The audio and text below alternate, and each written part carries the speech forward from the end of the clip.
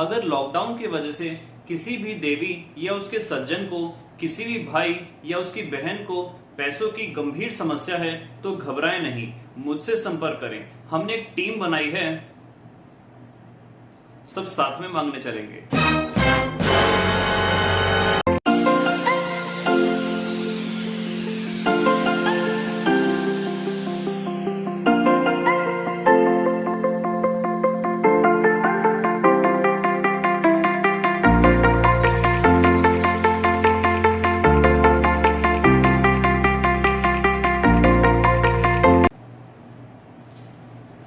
Good morning India, welcome back बच्चों to your beautiful से channel with your handsome teacher जिसका नाम है फिजिक्स बाय राहुल बंसल। आज हम कुछ पढ़ाई लिखाई, कुछ सुताई धुलाई नहीं करने वाले हैं। कुछ बच्चों की मेरे पास क्वेरीज आ रही थी कि सर हम डेरिवेशंस, थ्योरी, डेफिनेशन, कंसेप्ट्स बहुत अच्छे तरीके से समझ लेते हैं, लेकिन सबसे ज्यादा प्रॉब्लम आती है न्यूमेरिकल्स में। How to solve the numericals. बच्चों जैसे कि आप लोग कोई भी एंट्रेंस एग्जाम दोगे, चाहे वो डॉक्टर हो, टीचर हो, इंजीनियर हो, लफंडर हो, नहीं सॉरी लफंडर ना हो, कोई भी आप एंट्रेंस एग्जाम दोगे तो उसके अंदर मोस्ट प्रोबेबली आपसे डेरिवेशन, थ्योरी, सब्जेक्टिव वाले क्वेश्चंस नहीं पूछे जाते, आपसे पूछे जाते हैं ऑलमोस्ट न्यूमेरिकल्स। तो मैं आपसे वही डिस्कस करने वाला हूं कि एग्जैक्टली न्यूमेरिकल सॉल्व कैसे किए जाते हैं, और इस क्लास के एंड में आपको बताऊंगा एक बहुत यूजफुल इंफॉर्मेशन जो आपके लिए काम आएगी। फिलहाल हम आज पढ़ाई की बजाय कुछ छोटी सी इंफॉर्मेशन, एक वीडियो लेकर आए हैं, इंफॉर्मेटिव वीडियो लेकर आए हैं जिससे आपको हेल्पफुल रहेगा कि किस तरीके से आप लोग न्यूमेरिकल्स सॉल्व कर सकते हैं। तो हमारा आज का टॉपिक यही है कि how to solve the numericals, specially in physics and chemistry.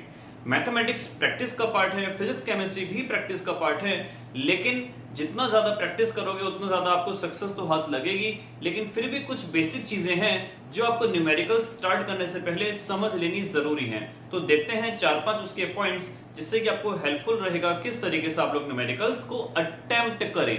Attempt, there is a very big difference between attempting and solving. Solving के अंदर तो आप कंप्लीट सॉल्व कर ही देते हैं, लेकिन इन केस अगर आपको आपके एकेडमिक्स के अंदर 11th-12th के अंदर आपको पूरा सॉल्व नहीं करना आ रहा तो भी अटेम्प्टिंग के मार्क्स कुछ मिलते हैं। तो आप अगर अटेम्प्ट भी कर लेंगे तो आपको डेफिनेटली कुछ ना कुछ मार्क्स उसके मिल जाएंगे। तो देखते हैं बच्चों फटाफट किस तरीके से हम सॉल्व करते हैं न्यूमेरिकल्स को। तो फर्स्ट पॉइंट है आपके पास, read the question very carefully. यहां पर मैंने बच्चों लिखा है 65% प्लस 35%। क्या है ये 65% और 35%? बच्चों मैंने बहुत सारे बच्चों को देखा है, जब मैं उनको पढ़ाता हूं, मैं उनको बोलता हूं ऑफलाइन क्लास के अंदर कि खड़े होइए और ये क्वेश्चन पढ़ के सुनाइए, तो वो फटाफट इतनी तेजी से पढ़ते हैं जैसे उनके पीछे एक पागल कुत्ता पड़ गया हो। इसका मतलब क्या हुआ, वो क्वेश्चन पढ़ते हैं लेकिन क्वेश्चन को समझते हुए नहीं पढ़ते हैं। रीडिंग करना और केयरफुल रीडिंग करना दोनों में डिफरेंस होता है। क्या डिफरेंस होता है कि सपोज करो मैंने कोई क्वेश्चन आपको दिया और आप उसको फटाफट पढ़ दो। आपकी इंग्लिश अच्छी हो सकती है, आपकी प्रोनाउंसिएशन अच्छी हो सकती है, आपकी लैंग्वेज अच्छी हो सकती है, लेकिन आपको समझते हुए पढ़ना है। मैंने बहुत सारे बच्चों को देखा है, अगर मैं उनको पढ़ने के लिए बोलता हूं तो वो फटाफट पढ़ तो देते हैं, they will be very good in English and Hindi, but वो समझते नहीं है उसको कि क्या क्या चीजें उसके अंदर दे रखी हैं, किस चैप्टर से वो रिलेटेड है, क्या टॉपिक उसके अंदर पूछा जा रहा है। तो यहां पर आपको सबसे पहले मैंने यही लिखा है कि read the question very carefully. आपको सबसे पहले बहुत अच्छे तरीके से पढ़ते हुए, समझते हुए उसको रीडिंग करनी है। 65% प्लस 35% का मतलब बच्चों यही हुआ कि ऐसा बोला जाता है बड़े बड़े साइकेट्रिस्ट और बड़े बड़े साइकोलॉजिस्ट के द्वारा कि आपको majority of the time question को पढ़कर समझने में देना चाहिए।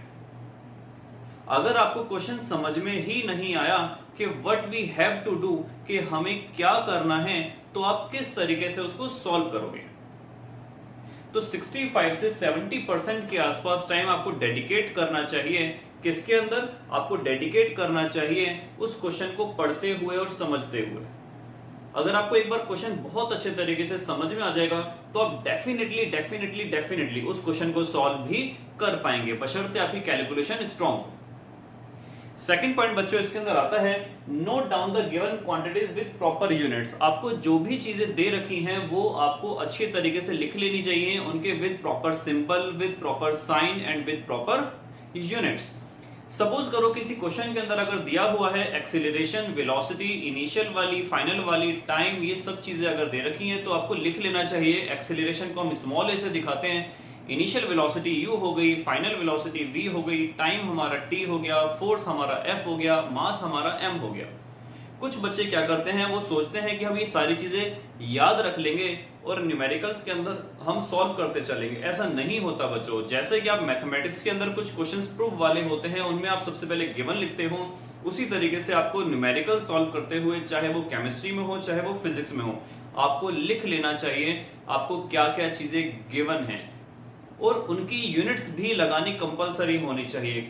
कई बार ऐसा होता है कि आपको फोर्स दे दी गई है डाइन के अंदर न्यूटन्स की जगह, तो आपको पता होना चाहिए कि हमारा सीजीएस सिस्टम क्या है, आपको पता होना चाहिए हमारा एमकेएस सिस्टम क्या है। तो आपको वो सारी यूनिट्स अगर आप लगा लोगे तो आपके चांसेस कम हो जाएंगे गलतियों के, आपके चांसेस कम हो जाएंगे एरर्स के।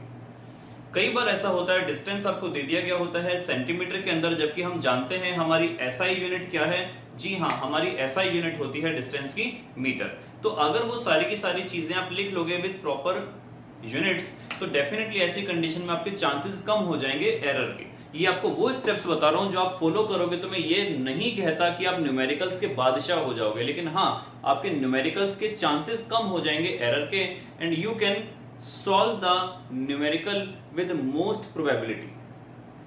थर्ड आपके पास है बच्चों, what has been asked. Question के अंदर डेफिनेटली पूछा हुआ होता है कि क्या चीज आपको निकालनी है।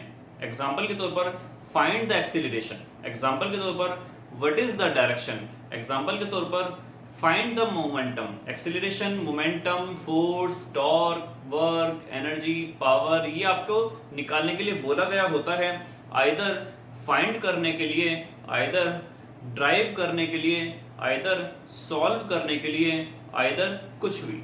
तो सबसे पहले आपको ये लिख लेना चाहिए कि एग्जैक्टली हमें फाइंड आउट क्या करना है, एग्जैक्टली हमें फाइंड आउट क्या करना है, और उसके आगे बराबर का निशान डाल के आप लोग लगा दो क्वेश्चन मार्क, जिससे कि आपको याद रहे कि बाकी सारी चीजें हमें गिवन हैं और ये वाली चीज हमें फाइंड आउट करनी है।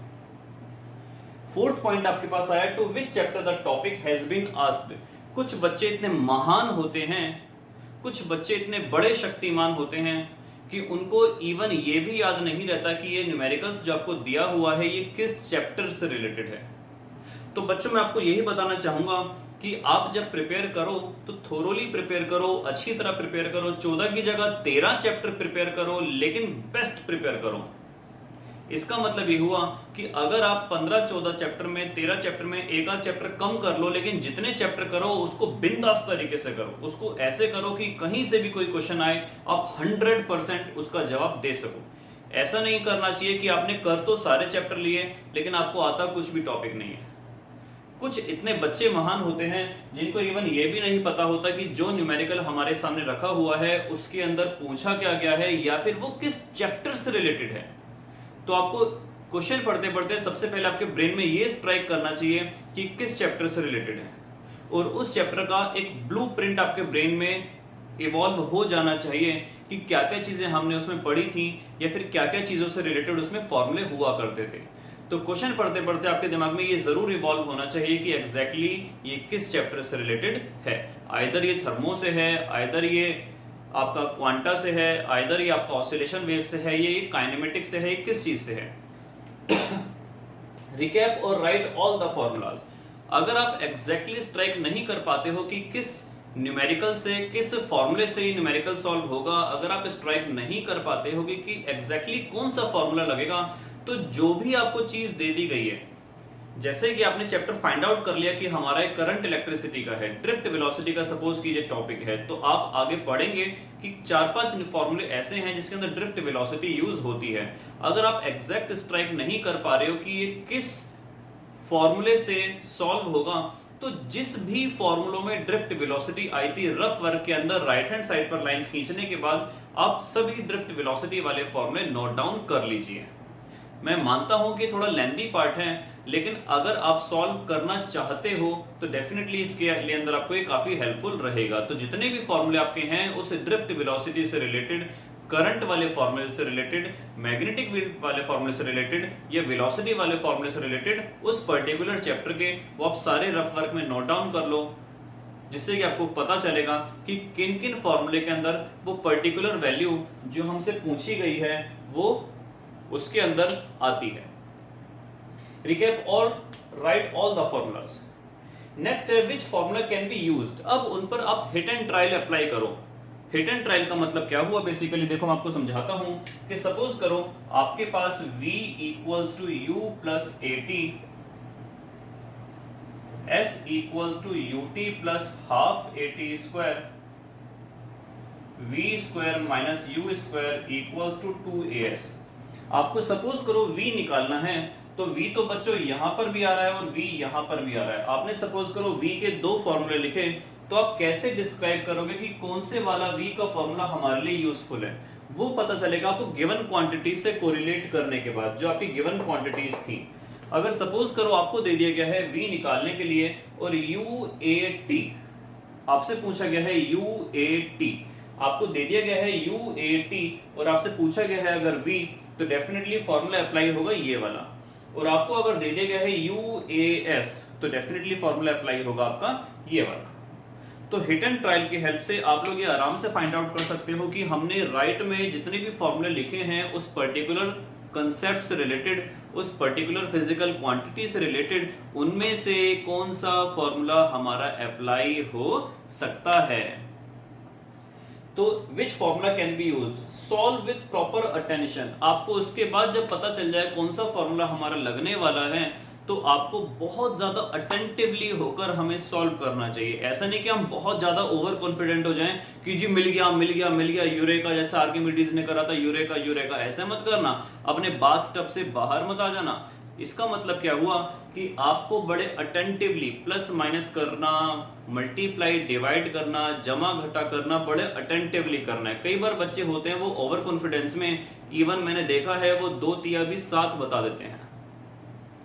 तो आपको पता होना चाहिए कि कौन सी चीज आपको पूछी गई है, किससे वो मैच कर रही है, और उसके बाद आपको जब सॉल्व करना है विद प्रॉपर अटेंशन। और फाइनली है don't miss to write the units. जो भी आपका आंसर निकल के आए, अगर फोर्स आपसे पूछा गया है तो न्यूटन, फोर्स अगर सीजीएस में पूछा गया है तो डाइन, वर्क या एनर्जी पूछी गई है तो जूल, अगर वो सीजीएस में पूछी गई है तो अर्ग्स, पावर पूछी गई है तो वॉट में, अगर वो कमर्शियली पूछी गई है तो हॉर्स पावर हो सकती है। इसका मतलब जो भी चीजें आपसे पूछी गई है, पीछे यूनिट लगाना मत भूलिएगा।